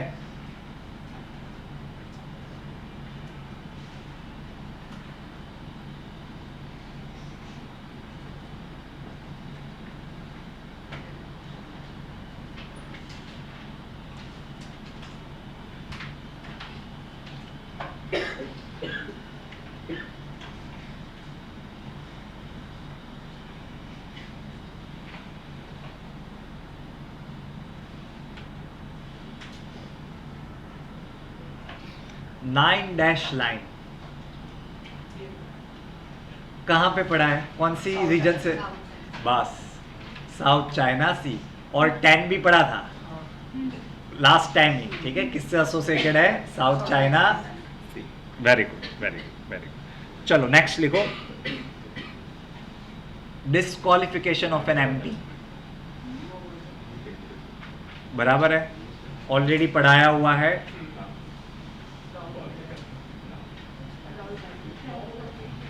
भाई राहुल गांधी बात पुराना हो गया, तब पढ़ाया था, अभी सिर्फ थोड़ा सा याद करवा रहा हूँ, ठीक है। वो पढ़ना, आरपीए पढ़ना, कितने साल की सजा होती है उससे ज्यादा तो आपको पूरे टर्म के लिए डिस्क्वालिफाई 2 ईयर्स, ठीक है। कहाँ पे लिखा है आरपीए सेक्शन? लिखो लिखो लिखो, section 4 guys, section 8 clause 4, sorry section 8 clause 4। 2 साल से ज्यादा होती है सजा तो आप क्या हो जाओगे? डिस्क्वालीफाइड, ठीक है। सो बेचारे जज साहब अच्छे थे, 6 साल का सजा नहीं दिया, 8 का नहीं दिया, 1 का नहीं दिया, 1.6 का नहीं दिया, एग्जैक्ट 2 का दे दिया, ठीक है, एग्जैक्ट 2। लेकिन चलो अब तो बात पुरानी हो गई है। Under which article disqualification of MPs are mention? ऐसा एक्शन करके बताया था याद रखने के लिए, आपको याद तो नहीं होगा। Anti defection is a law. मैंने अभी क्या पूछा? आर्टिकल। मैंने अभी आपको बताया आर्टिकल मतलब कॉन्स्टिट्यूशन। मैंने ऐसे मुट्ठी करके बताया था कि 5 में क्या होता है, प्रिविलेजेस एंड पावर की बात होती है। ये क्या होता है? पावर। एमपी के पावर क्या है वो कहां पे लिखा है? 105 में। और डिस्क्वालिफिकेशन के क्राइटेरिया कहां पे लिखे? -3, 102। और अगर स्टेट के एमएलए की बात करी हो तो मैंने आपको टेक्निक बताई थी, 89 ऐड कर दो। ये सारा अभी तो रिवीजन करवा रहा हूं, बाकी ये सारा ऑलरेडी हम कर चुके हैं सारी चीजें। ये पावर मैंने बताया था, पावर एंड प्रिविलेजेस, नाम ही ये है। आर्टिकल पढ़ोगे आप, power and privileges of an MP 105, -3 102 disqualification, ठीक है। और वो पावर यूज करके हमने एंटी डिफेक्शन लॉ है और दूसरे लॉस पास की है फॉर डिफरेंट पर्पसेस, ठीक है। RPA enable the High Court, Representation of People Act, enable the High Court to declare election void on certain grounds.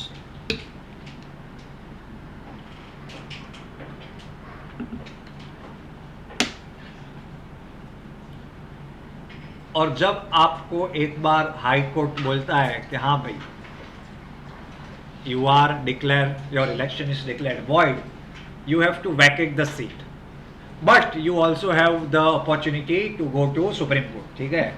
Supreme court का आप जा ही सकते हो, ठीक है, बिंदास पहुंच जाने का। याद रखना, there are 3 places where an MP, अभी मैं सारी बात किसकी कर रहा हूँ? MP। MLA पे सेम चीज़ें लागू होती है, थोड़ी डिफरेंस के साथ। देर आर 3 प्लेसेस, ये पढ़ चुके हैं, सिर्फ सुन लो, पुराने नोट्स देख लेना। सबसे पहला होता है कॉन्स्टिट्यूशन। कॉन्स्टिट्यूशन में ही लिखा है you should be a citizen of India. अगर कोई एमपी फॉरेन की सिटीजनशिप ले ले तो वो क्या हो जाएगा? Null and void. As criteria है, ये कहाँ पे मेंशन है? कॉन्स्टिट्यूशन में, आर्टिकल 102। कॉन्स्टिट्यूशन में लास्ट लाइन ऐसी लिखी है, and such other provisions as made by parliament, कि ये तो है ही, और कुछ जो पार्लियामेंट बोले वो। तो पार्लियामेंट ने क्या फिर 2 चीज़ें की है। एक है रिप्रेजेंटेशन ऑफ पीपल एक्ट, उसमें आप करप्ट प्रैक्टिस, गिल्टी प्रैक्टिस के लिए फाइंड आउट हुए हो तो आप क्या हो जाओगे? Disqualify. And then 10th schedule. 10th schedule मैंने पढ़ाया था, ये एकनाथ शिंदे वाला कांड में, ठीक है, कि अगर आप पार्टी चेंज कर लेते हो, 91st कॉन्स्टिट्यूशनल अमेंडमेंट एक्ट, सब पढ़े हमने। मर्जर अलाउड है 2/3 से ज़्यादा हो तो, स्प्लिट अलाउड नहीं है, स्प्लिट अलाउड है, सॉरी मर्जर अलाउड है, इंडिविजुअल आप नहीं कर सकते हो डिफेक्ट, ठीक है। ये अगर आप पढ़ोगे ना अभी तो कुछ डाउट होगा तो क्लियर कर पाओगे, ठीक है। चलो आगे चलते हैं।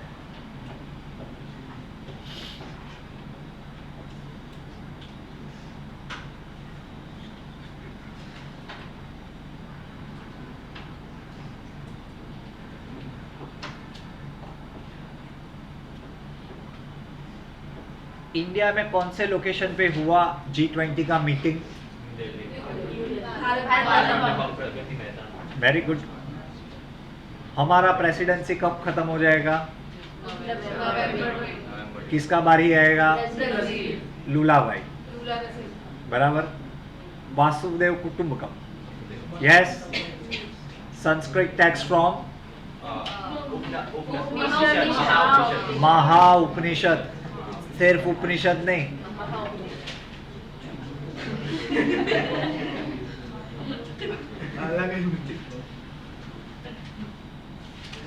भाई सीरियस बात चल रही है, आ लोगों की तो अवाज ना करो यार। नेक्स्ट नवरात्रि ना पास पाकू नहीं तो હું કરી આપીશ, વાંધો નહીં। હા સો ઠીક છે, હા ના આટલી સિન્સિયર વાતો ચાલતી રહ્યું, મેં કીધું હા પાકું ને બોલું। Thank you. હા, ગ્રીન ડેવલપમેન્ટ ને લાઈફ બરાબર છે કે નહીં? ट्रॉइका हो गया, प्रीवियस, करंट एंड अपकमिंग, 3 होता है, प्रीवियस, करंट, अपकमिंग। हाँ, during the India president troika, okay okay, ये हो गया। ग्रीन डेवलप देख लिया, लाइफ देख लिया, woman lead development, multilateral institution, चलो ये सब हो गया। एशियन फाइनेंशियल क्राइसिस हो गया, हो गया, हो गया। इन विच ईयर, क्वेश्चन है, it was updated as a head of the state और गवर्नमेंट समिट। पहले तो क्या था, 1999 में बना था, तो फाइनेंस मिनिस्टर और सेंट्रल बैंक के मिनिस्टर्स मिलते थे। फिर after the global financial crisis उसे अपडेट 2007, यस।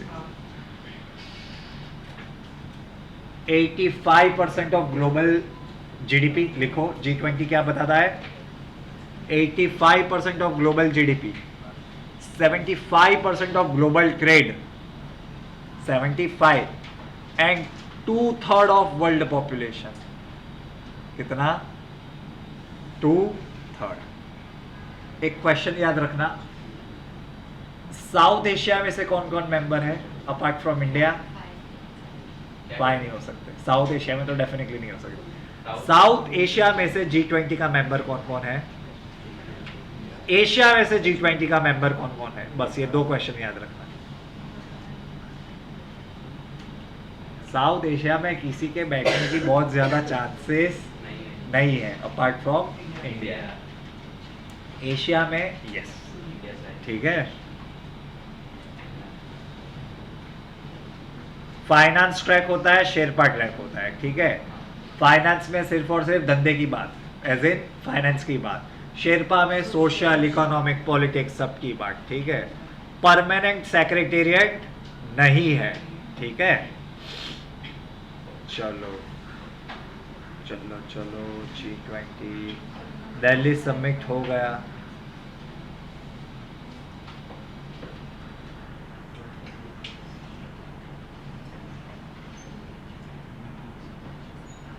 ओके, ये कुछ प्लेसेस के इंपॉर्टेंट आउटकम है, वो लिखो।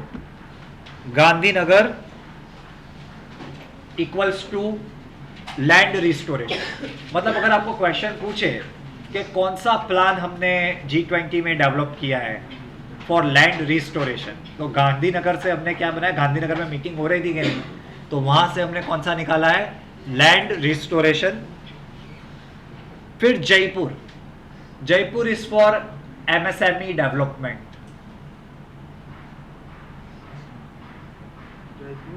MSME, micro small and medium जो एंटरप्राइजेस होती है उनके लिए। चेन्नई,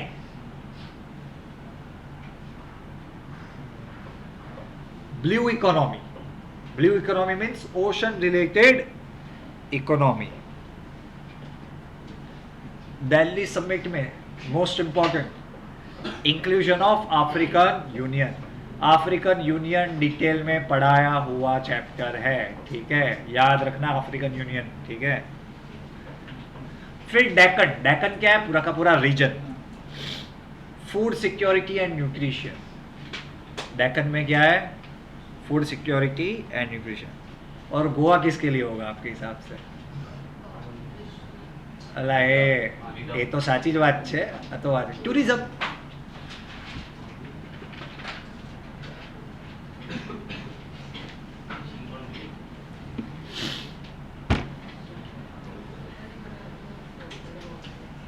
देखो G20 के रिलेटेड कोई भी क्वेश्चन पूछे ना जो ब्रॉड होते हैं, उसमें जो भी पॉजिटिव कि ये बहुत सक्सेसफुल थी, अरे बहुत सक्सेसफुल थी। आर्टिफिशियल इंटेलिजेंस था, अरे था, पूरा का पूरा मैट्रिक्स ही था, ठीक है। जो भी पूछे सब कुछ क्या है, सही है, ठीक है, याद रखना है। फिर हमने ग्लोबल बायोफ्यूल अलायंस लॉन्च किया, याद है ना। फिर IMEC हो गया, ये हो गया, वेरी गुड। ये मिशन लाइफ के बारे में लिख लो, लाइफ लाइफ इतना कर रहे हैं तो पता भी तो होना चाहिए ना लाइफ क्या है।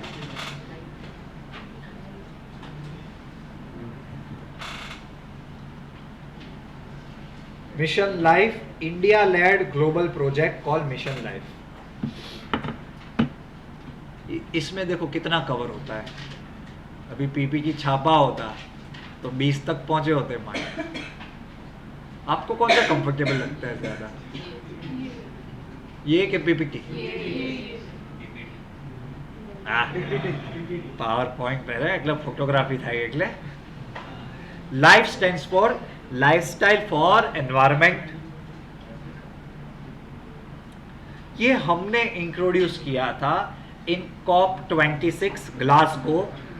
COP means conference of parties, Glasgow in 2021।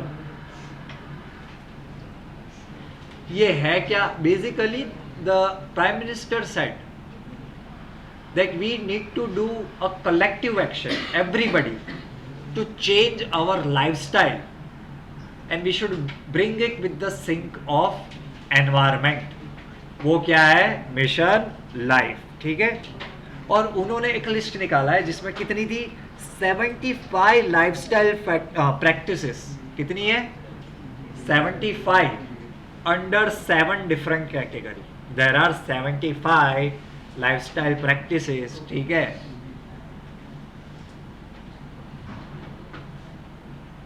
कई बात नहीं, करवा दो बात, થાકી ગયો, મને ભૂખ લાગી છે।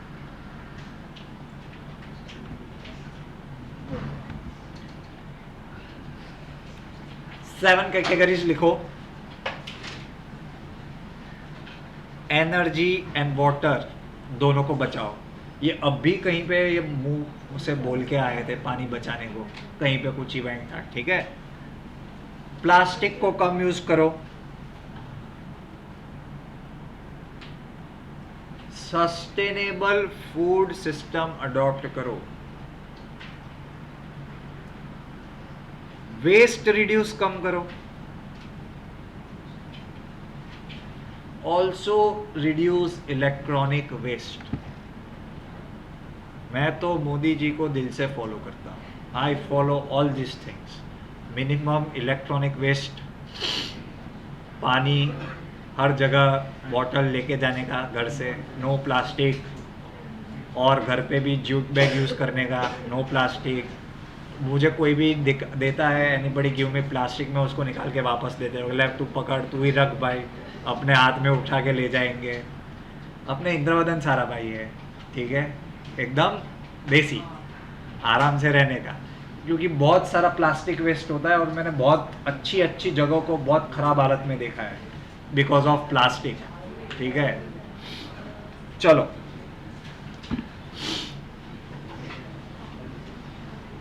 और सेम मीटिंग में कॉन्फ्रेंस में एनर्जी और पानी को मिक्स कर दिया है, क्योंकि दोनों में था एनर्जी सेविंग, वाटर सेविंग, तो मैंने क्या कर दिया? Energy water saving. ठीक है, नहीं भाई हो गए, इधर तो पूरे के पूरे हो गए, क्या बात कर रहे हैं? हाँ, हेल्दी लाइफस्टाइल अडॉप्शन वो है, वो लिखा है। हाँ, हेल्दी लाइफस्टाइल अडॉप्शन। हाँ, नेक्स्ट लिखो। In the same Glasgow conference उन्होंने सबसे फेमस दिया था 5 अमृत। 5 अमृत।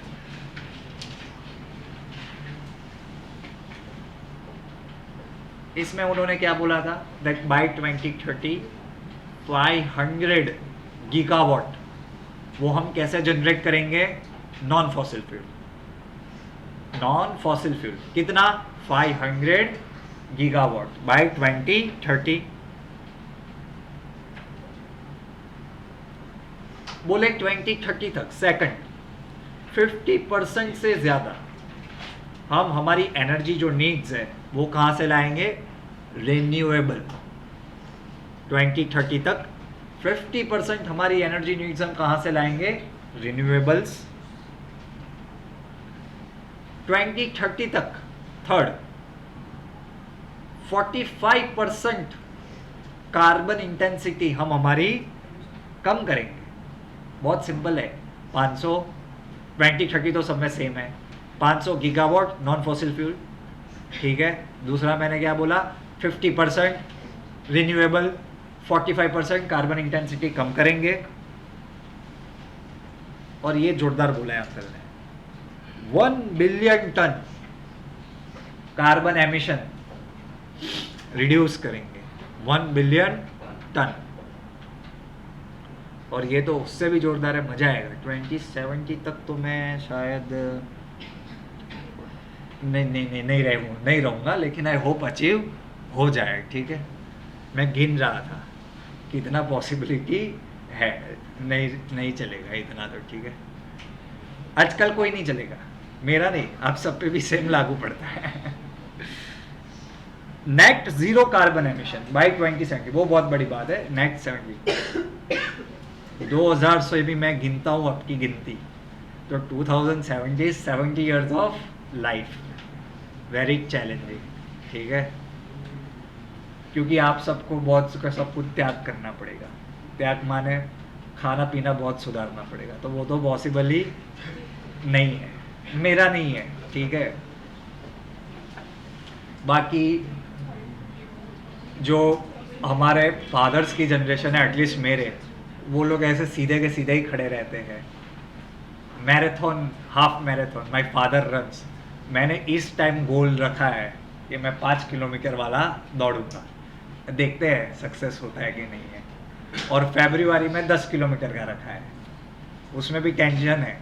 आजकल क्या है, लोगों को कभी भी बुलावा आ जाता है, पता है कि नहीं पता, गरबा खेलते वक्त, जिम के वक्त। हाँ, after a long time I told के I will go to gym. My father said भाई प्लीज, अभी तक नहीं गया, अब तो बिल्कुल ही मत जा। यू नो, तो वैसा वाला केस है, नॉट पॉसिबल अभी तो। 70 years is very long life style. ठीक है, लाइफ। चलो कोई बात नहीं, टेंशन नहीं लेने का, घर पे जाके एक वड़ा पाव खाने का बटर में डाल के। ठीक है, वही असली मजा है। नेट जीरो एमिशंस, वो बहुत बड़ी बात होती है। नेट एमिशन का मतलब क्या है, अगर हम 100 kg कार्बन डाइऑक्साइड जनरेट करते हैं, then we will absorb that 100 emission. Basically आपका जो कार्बन फुटप्रिंट होगा वो जीरो हो जाएगा, नॉट पॉसिबल। ठीक है, लेकिन चलो देखते हैं।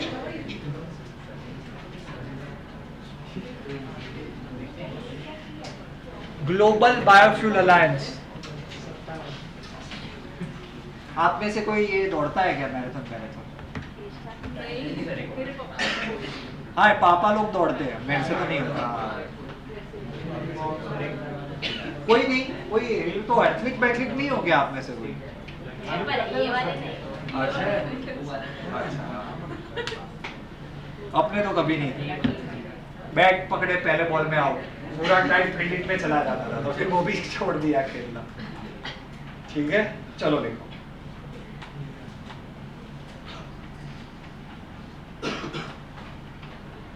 GBA ग्लोबल बायोफ्यूल अलायंस क्या प्रमोट करता है? Biological fuel, white, eco friendly है। बायोफ्यूल कैसे बनेगा? बायोलॉजिकल वेस्ट से बनता है। So basically you are eliminating waste and it is not toxic unlike other. ये इंडिया का इनिशिएटिव है। किसने ज्वाइन किया? 7 G20 मेंबर कंट्री। कौन है? Argentina, very good, Brazil, Canada, India, Italy, south Africa, US. ये लोगों ने 7 मेंबर्स ने तो ऑलरेडी ज्वाइन किया है। दूसरे जो इनवाइटी मेंबर्स थे उन्होंने भी ज्वाइन किया है। G20 में इंडिया ने बहुत सारे लोगों को बुलाया था। ठीक है, आओ आओ पधार मारो देश, बराबर। उसमें से किसने एक्सेप्ट किया? बांग्लादेश,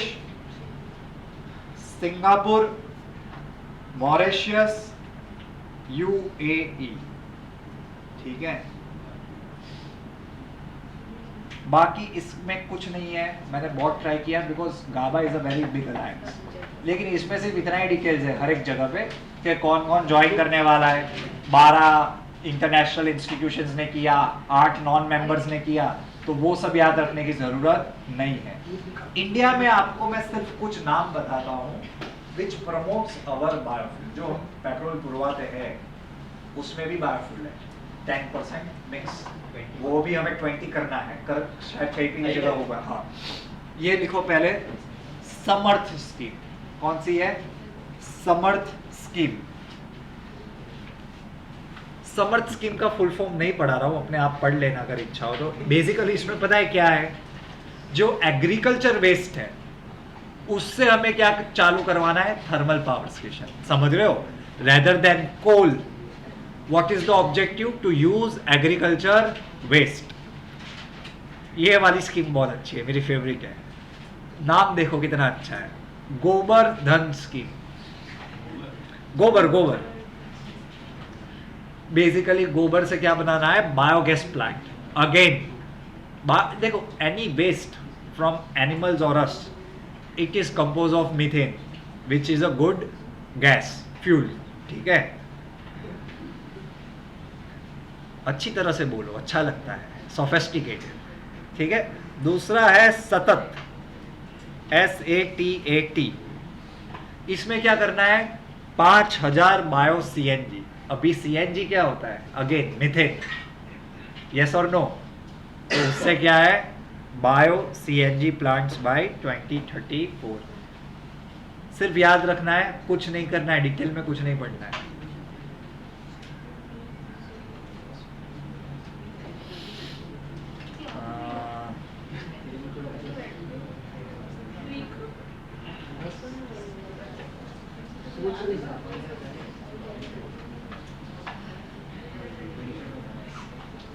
चलो भाई आगे।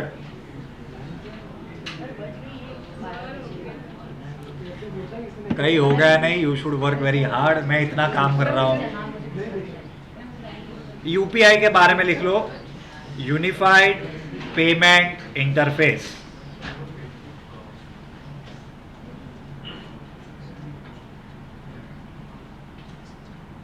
देखो एक याद बात रखना, इट इज़ अ वेरी, हमारी जो भी टेक्नोलॉजी में लीड है in finance is because of one organisation call NPCI, national payment corporation of India.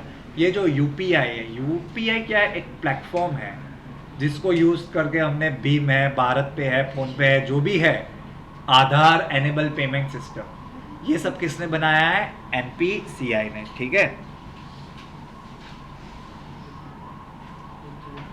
UPI was launched by NPCI in 2016।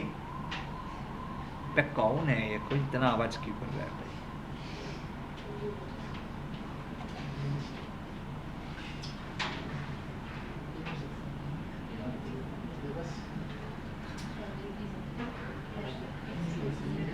आगे लिखो, 2 फैक्टर ऑथेंटिकेशन देता है कि नहीं देता है? 2 बार आप डालते हो कि नहीं पासवर्ड? जो आप फटाफट जीपे का स्कैन करते हो, वो बार कोड भी किसने डेवलप किया है? यूपीआई ने। ट्रांजैक्शन कॉस्ट क्या है? कुछ है? It's 0, right? Because of UPI. फिर आप अपना जो आईडी देते हो, this@okaxis.com, वर्चुअल आईडी, वो भी कौन देता है? यूपीआई, मतलब NPCI। ठीक है, basically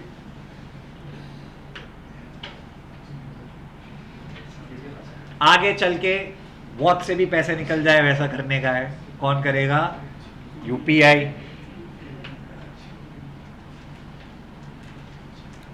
UPI lite X, LITEX। This is a technology where you can pay money without internet. Yes,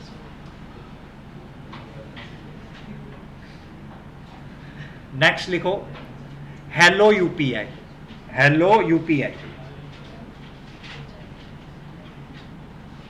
with the help of AI you can pay through your voice commands। इसलिए नाम क्या दिया है? Hello UPI. आपके voice के command से भी payment होगा with the help of AI।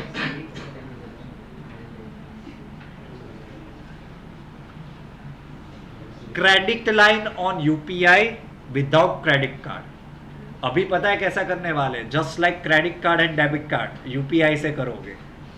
ये इतना इंटरेस्टिंग तो है, रोज तो घिसा घिस करते हो, इसमें क्या बोरिंग जैसा है। ठीक है, नेक्स्ट लिखो, અરે તમે લોકા પેલું નથી slow and steady wins the race આરામથી ભણો એ તમને નથી ખબર મને કેટલી ભૂખ લાગી છે પણ આપણે જે ભણવાનું છે એ કાર્યક્રમ બતાવવો પડશે કે નહીં UPI ATM facility Hitachi Payment Service launch India's first UPI ATM. क्या होगा यूपीआई एटीएम कार्ड में जो हिटाची ने लॉन्च किया है without card you can make withdrawals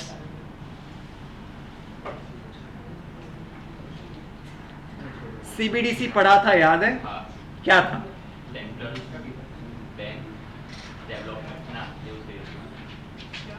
central bank digital currency ये बहुत इंपॉर्टेंट टॉपिक्स थे गाइस ठीक है मैंने आपको उसके 2 फॉर्म बताए थे जो बड़े बैंक्स के लिए है जो रिटेल कस्टमर्स के लिए है फ्यूचर में यूपीआई और सीबीडीसी की क्या हो जाएगा लिंक हो जाएगा ठीक है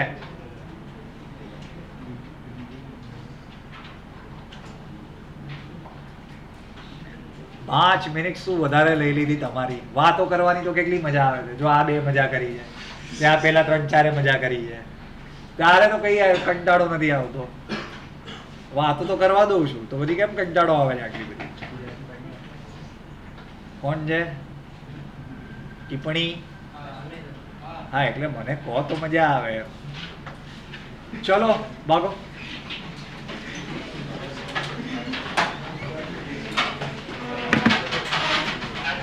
એ મારું છે મારે લઈ જવા મજા ए रश वो गाना मेरा 20% वो मेरा फ्रेंड है